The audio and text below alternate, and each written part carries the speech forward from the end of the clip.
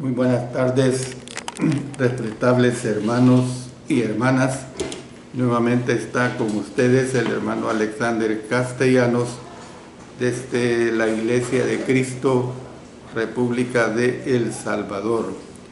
Estoy transmitiendo hoy día miércoles 5 de la tarde hora de El Salvador a través de El Alumbrador Cristiano y a través de mi especial programa Te Daré Lo Mejor. Estamos estudiando siempre este día la vida y ministerio de Cristo. Hoy vamos a ver la lección número 74 y vamos a ver el subtema Voz que clama en el desierto en su parte 2. Esta será la última parte de este tema.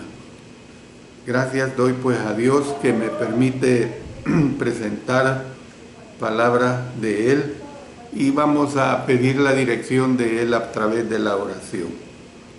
Padre Celestial, una vez más, agradecemos de gran manera porque nos permites poder difundir tu palabra a través de estos medios de difusión.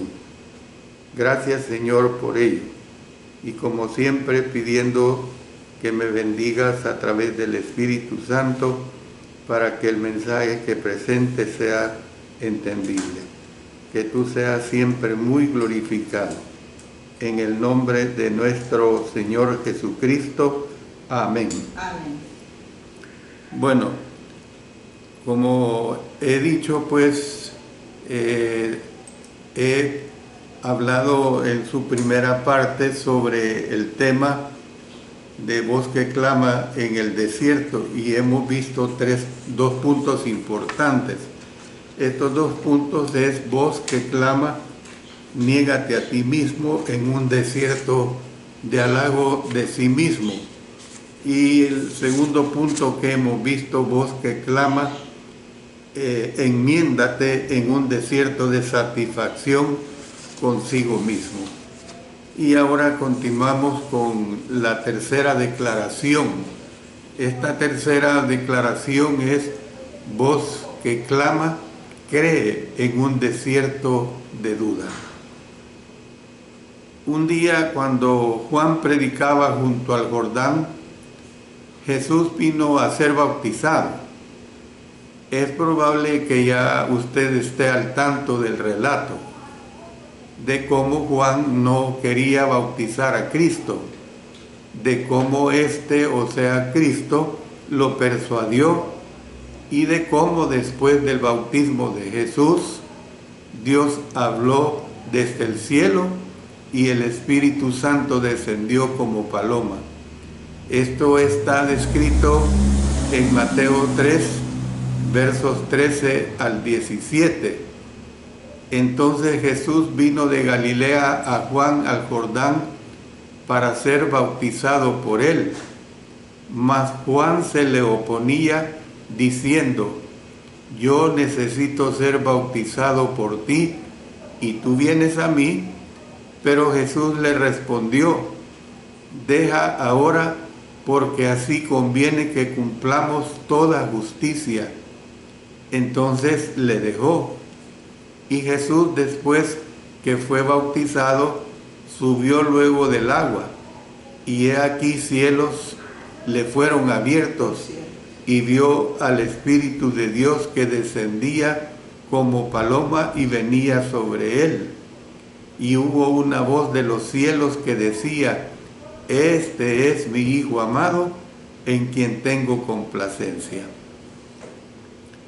Estas manifestaciones confirmaron en la mente de Juan que Jesús era realmente el Mesías para el cual había estado preparando el camino.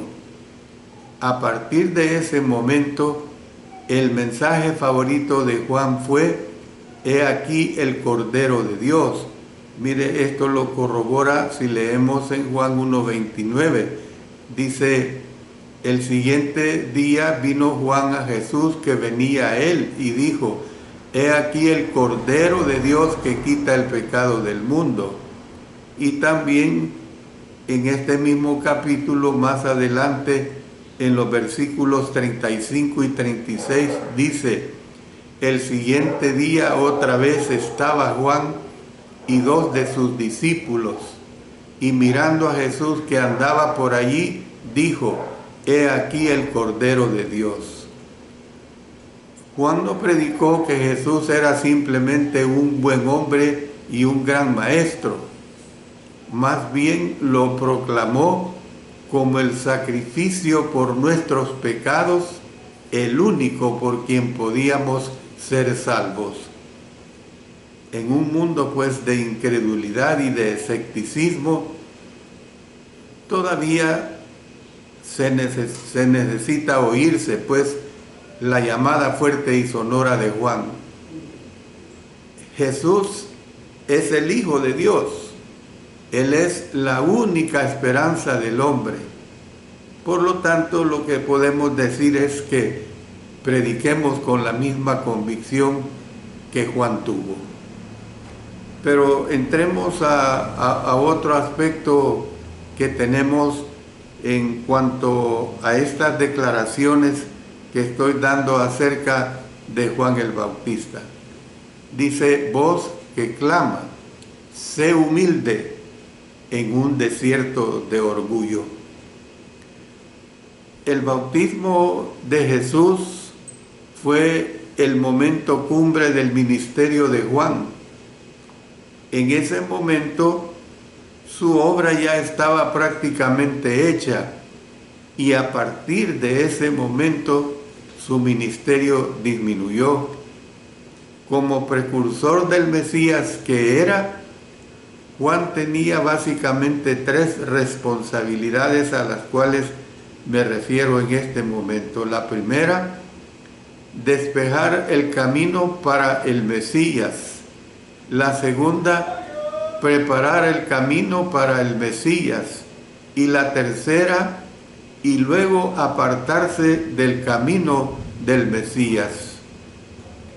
Esto estaba bien para Juan, ya que él estaba dispuesto a cumplir cualquier función que Dios hubiera concebido para él. Yo le pido que me acompañe hasta Juan 3, un pasaje clave para conocer la verdadera grandeza de Juan. Cuando la popularidad de Cristo comenzó a aumentar, los discípulos de Juan vinieron a éste diciendo: Rabí, mira que el que estaba contigo al otro lado del Jordán, de quien tú diste testimonio, bautiza, y todos vienen a él. Juan 3:26. La interrogante es esta: ¿percibe usted los celos de ellos en estas palabras? En otras palabras, lo que estaban diciendo era esto: hubo un tiempo cuando todos venían a nosotros, pero ahora vienen a Él. Antes estábamos en primer plano, pero ahora Él es el centro de atención. Tú fuiste quien lo bautizaste. Y la interrogante es: ¿no saben ellos que esto te hace más grande que Él? Usted se da cuenta que, hablando de las guerras, se han perdido batallas debido a los celos entre generales. Si la envidia de sus discípulos hubiera sido fomentada por Juan, imagínese usted el daño que podría haber causado al incipiente movimiento de Jesús. Preste oído a la respuesta del Bautista a la queja de ellos y maravíllese de ella.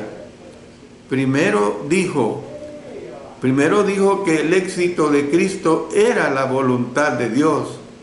Dice en Juan 3:27, no puede el hombre recibir nada si no le fuere dado del cielo. Luego recalcó que lo que estaba sucediendo le hacía feliz. Pues mire lo que él expresó: Vamos a los versos 28 y 29 de Juan 3. Vosotros mismos me sois testigos de que dije, yo no soy el Cristo, sino que soy enviado delante de él. El que tiene la esposa es el esposo, mas el amigo del esposo que está a su lado y le oye, se goza grandemente de la voz del esposo. Así pues, mi gozo está cumplido. Al final dijo estas sorprendentes palabras en el versículo 30. Es necesario que él crezca, pero que yo mengüe.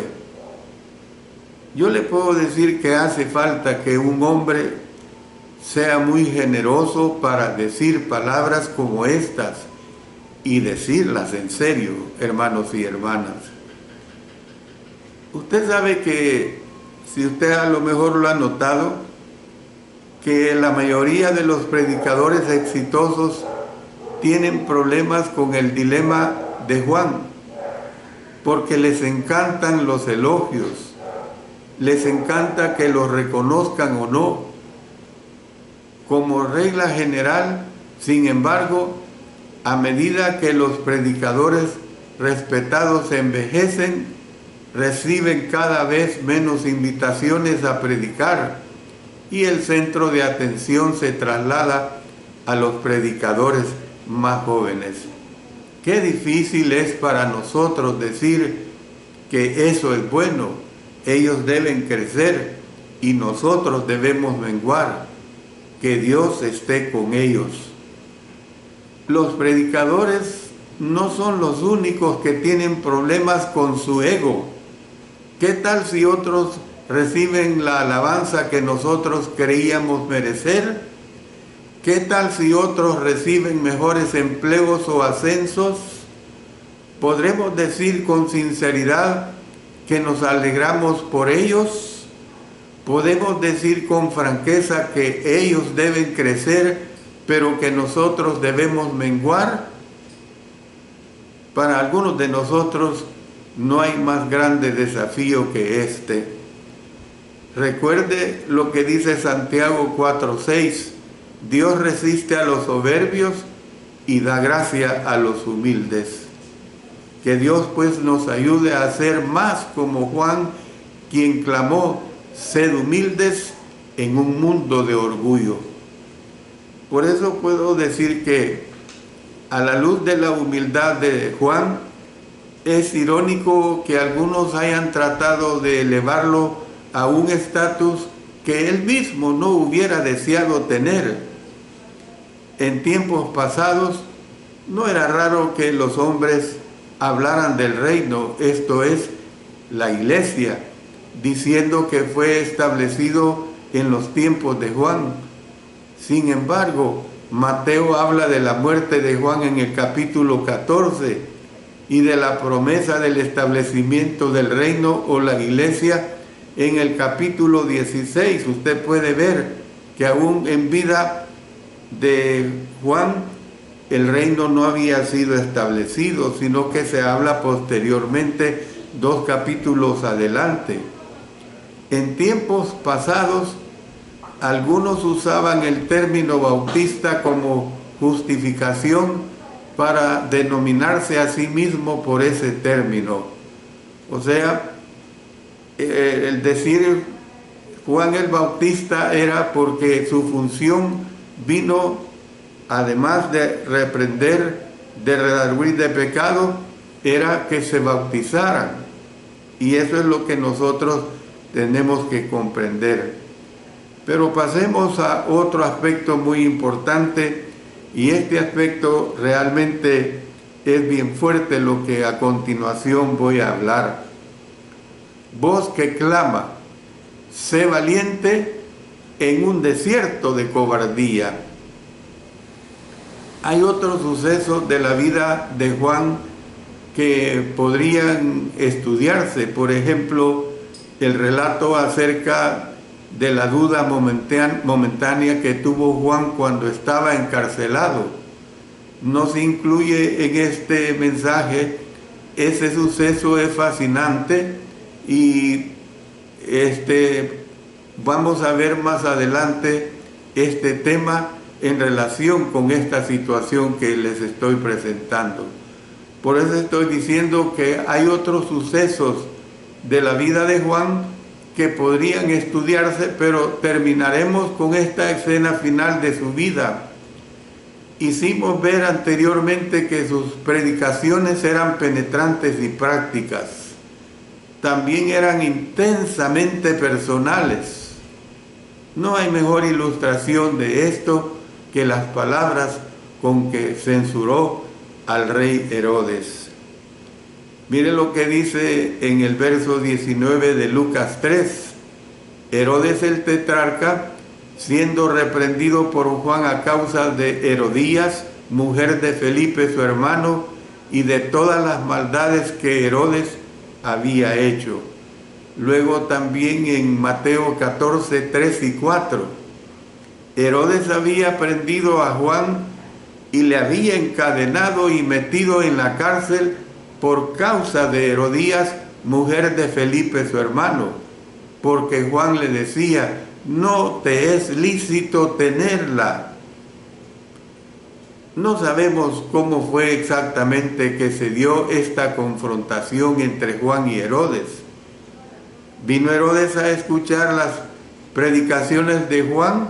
Bueno, más adelante se asevera que a Herodes le encantaba oír a Juan. Mire lo que dice en Marcos 6:20.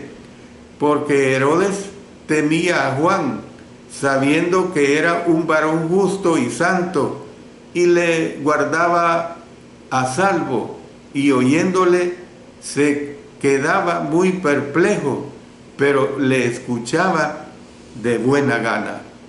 De modo que esta es una posibilidad muy real. Por eso estoy diciendo, no sabemos cómo fue exactamente que se dio esta confrontación entre Juan y Herodes. Y la pregunta es, ¿vino Herodes a escuchar las predicaciones de Juan? Podemos imaginar su caravana real estacionada en los alrededores de las multitudes que escuchaban a Juan. Recordemos que era un rey y que los reyes siempre van acompañados de un buen séquito de seguidores detrás de ellos, así como de protectores o guardaespaldas. ¿Hizo Juan un viaje a los castillos de Herodes? También podemos imaginar incluso al predicador de pie en el palacio real de Herodes, con los ojos lanzando destellos al presentar su mensaje. No se nos dan los detalles, pero el texto griego indica que Juan le decía continuamente que su matrimonio con Herodías era ilícito. Eso es una realidad. Entonces, ¿qué es lo que vemos? Para esto había que ser valiente, enormemente valiente. Había que ser valiente porque Herodes era un hombre importante, un hombre influyente.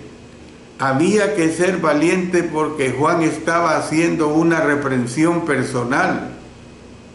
Una cosa es censurar el pecado en general desde la seguridad del púlpito, y otra cosa es decirle a alguien: usted está en un error. Por eso es que vemos que algunas de las verdades que se declaran en esta sección que estoy tratando son parecidas a las que se dieron anteriormente cuando hablaba de ese encabezado: voz que clama, enmiéndate en un desierto de satisfacción consigo mismo. No es disculpas pues por la repetición, porque recalcar una vez más lo dicho debe servir para afirmar la importancia de estas verdades. Entonces, Juan estaba en una situación que enfrentó directamente a Herodes al decirle que él estaba en un error. Había pues que ser valiente, porque Juan estaba diciendo lo que Herodes y Herodías necesitaban oír, no lo que deseaban oír. Muchos mensajes del Evangelio no ofenden a nadie, pero Juan se dejó decir: no te es lícito tenerla. Y esto evidentemente molestó a sus oyentes. Había pues que ser valiente, porque el profeta tenía que saber que por sus palabras podía pagar con su vida. No se puede irritar a un Herodes con una esposa como Herodías sin sufrir las consecuencias. Jesús dijo que Juan no era una caña sacudida por el viento, lo dice ahí en Mateo 11:7. Antes, él era la firme y valiente voz de Dios que denunciaba el pecado. Esto lo tenemos que ver claramente, lo tenemos que entender pues así, de esa manera.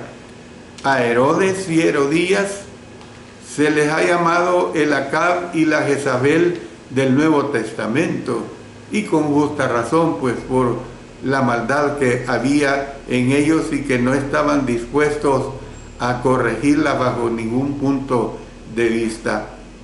Esto es como que si nosotros sabemos que en una congregación hay un predicador o cualquier hermano o hermana que están en adulterio, y el predicador evade hablar sobre esta situación y corregir esta situación directamente porque tiene una fuerte amistad con el hermano o la hermana que están en este pecado.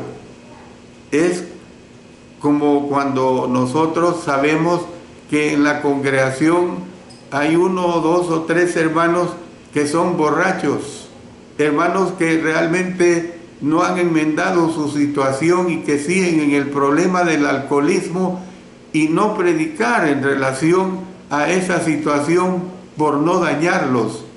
Y así yo podría ilustrar una diversidad de pecados en los cuales se puede evadir como predicador de la palabra de Dios el no enseñar sobre esto porque no queremos dañar susceptibilidades de estas personas con las cuales yo tengo buena relación. Para Juan no existió eso. Fíjense bien que nada menos a quien se lo dijo fue al rey Herodes. Al rey Herodes le decía claramente: no te es lícito tenerla. Primero porque era la mujer de su hermano, era su cuñada. ¿Ve? Y luego evidentemente él tenía su propia mujer. Esto es bien claro. Juan realmente le corrigió pues esta situación, le hizo ver esta situación pecaminosa. Como ya se dijo, puede que conozca usted los detalles de la consecuencia. Cómo Juan fue arrestado y cómo al final perdió la vida como resultado de un banquete de borrachos, una joven bailarina y una esposa vengativa. Si los oyentes no conocen la historia, usted sabe que la puede ilustrarse claramente en la palabra de Dios. Y usted recuerde que hace poco estudiamos el mensaje que titulé sobre los peligros del éxito y cómo es que se hace ver pues que el éxito en Cristo Jesús no está ligado a situaciones en las cuales el humano quiere quedar bien ante los demás humanos, sino que su éxito debe estar ligado a las condiciones que el Señor expresa para que pueda triunfar espiritualmente hablando. Según la tradición humana, cuando presentaron la cabeza de Juan a Herodías, ésta traspasó con un largo alfiler la lengua del profeta y gritó diciendo: jamás volverás a decir, no te es lícito tenerla. Pero claro, esto es fruto de la persona que está en el nivel de la maldad, en su más alto grado de expresión de ejecutar la maldad. Herodías tal vez creyó que había hecho callar a Juan, pero no era así. La voz de un hombre valiente no puede acallarse. La muerte del Bautista obsesionó a Herodes, y cuando éste oyó acerca de la obra de Jesús, le perturbó la posibilidad de que él fuese el Juan resucitado de los muertos. Miren lo que dice en Marcos 6:14. Oyó el rey Herodes la fama de Jesús, porque su nombre se había hecho notorio, y dijo: Juan el Bautista ha resucitado de los muertos, y por eso actúan en él estos poderes.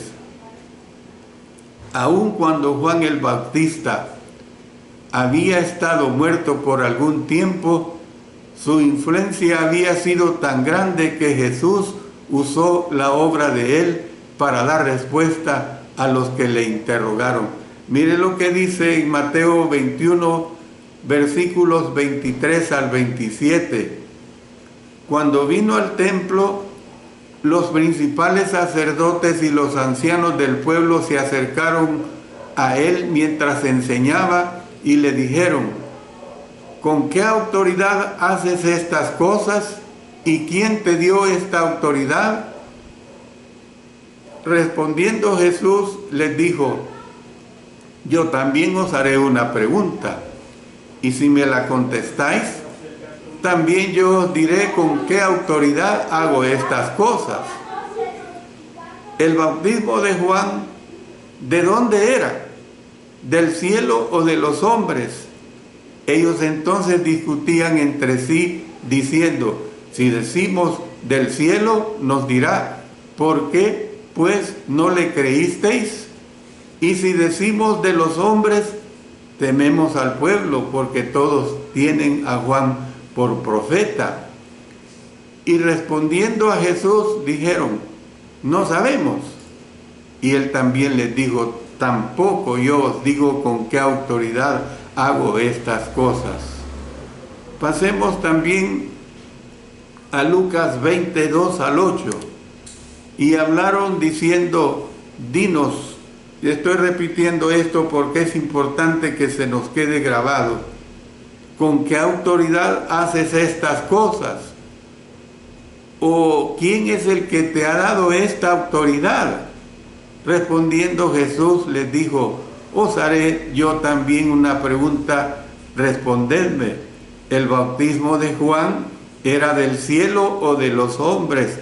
Entonces ellos discutían entre sí diciendo: si decimos del cielo, dirá: ¿por qué pues no le creísteis?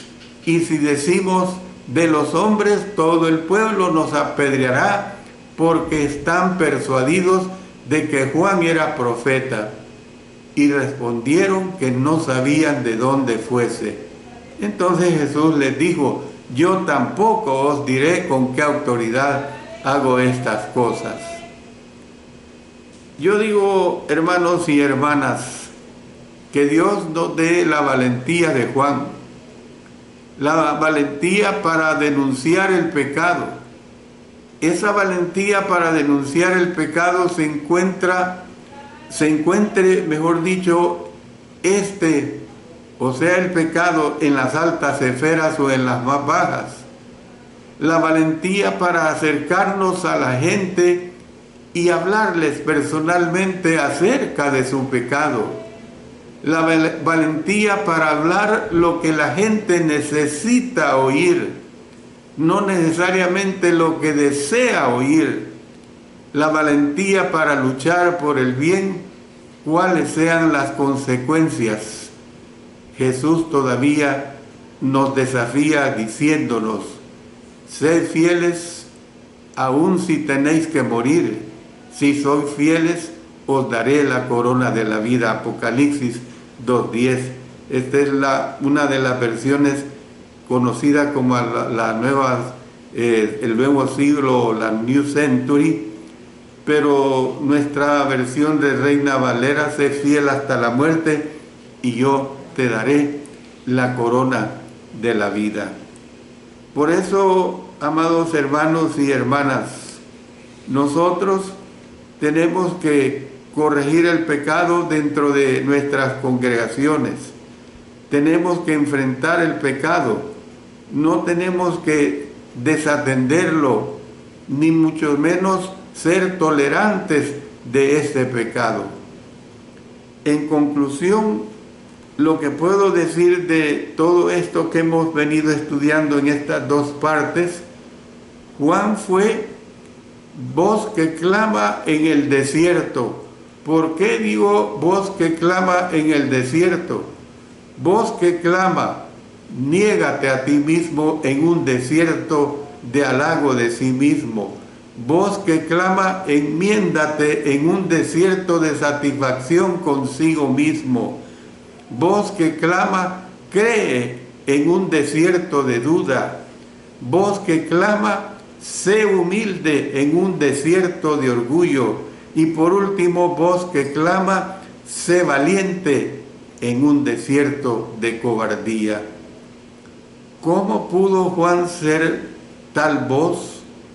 ¿Cuál fue su secreto?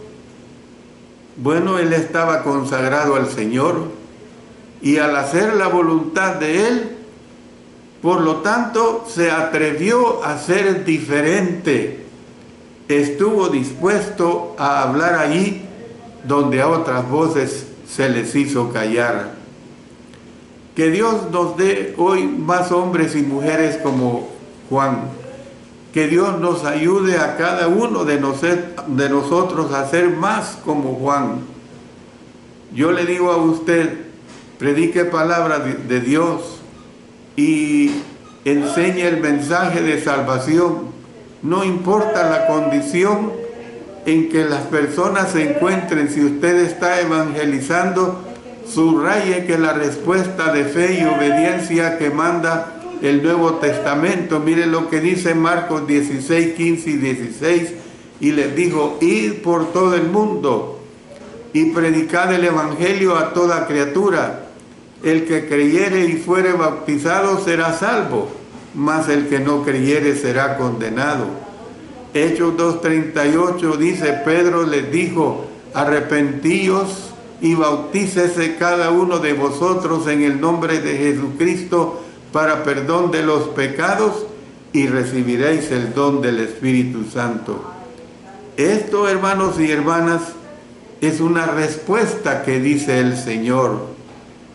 Es decir, nosotros tenemos que estar convencidos a decirle a nuestro Señor: te entrego mi vida a ti, y lo que quieras que yo haga, eso haré. Este es el mensaje que nosotros podemos aprender de este valiente Juan el Bautista. Un mensaje realmente digno de admirar, que hasta el mismo Señor Jesucristo lo alabó y tomó en cuenta esta situación en cómo Él se comportó delante de los pecadores, delante de ese rey, delante de esa mujer que no le pertenecía. Gracias a nuestro Dios, pues, por estudiar su palabra. Y siempre les invito, hermanos y hermanas, a que el siguiente miércoles a las 5 de la tarde sintonicen nuestros canales, tanto el Alumbrador Cristiano como iglesiadecristo.xyz, para escuchar estos interesantes mensajes. Que Dios bendiga a cada uno de ustedes. Pongámonos en oración. Señor Dios Todopoderoso, te agradecemos muchísimo porque tú nos permites presentar tu palabra. Tú nos permites que ella nos redarguya y que nos haga ver el pecado que no se tiene que ocultar, el pecado que se tiene que corregir, y el pecado que las personas cristianas tienen que arrepentirse, y que las personas que no están dentro de tu reino reconozcan su condición pecadora y que obedezcan para empezar esa vida de salvación. Gracias, Señor, por todo. Lo hacemos en el poderoso nombre de nuestro Señor Jesucristo. Amén. Amén.